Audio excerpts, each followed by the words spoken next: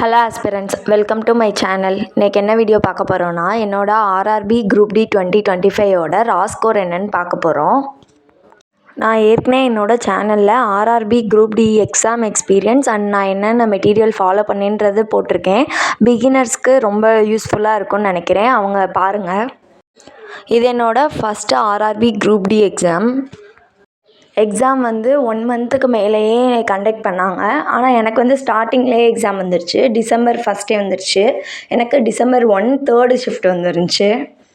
அந்த ஷிஃப்ட் ஒரு easy to மாட்ரேட்டாக தான் இருந்துச்சு. இந்த அனலைசிஸ்லேயுமே அது ஒரு மாட்ரேட் ஈஸி ஷிஃப்ட் மாதிரி தான் கொடுத்துருக்காங்க.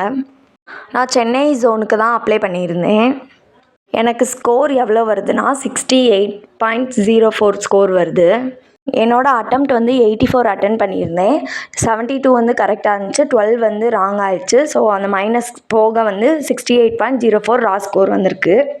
சப்ஜெக்ட் வைஸாக பார்த்தோன்னா சயின்ஸில் 25 கொஸ்டினில் நான் 20 தான் அட்டன் பண்ணியிருந்தேன். அதில் 17 கரெக்டாச்சு, 3 மிஸ்டேக் ஆயிடுச்சு. 16.01 தான் ஸ்கோரு.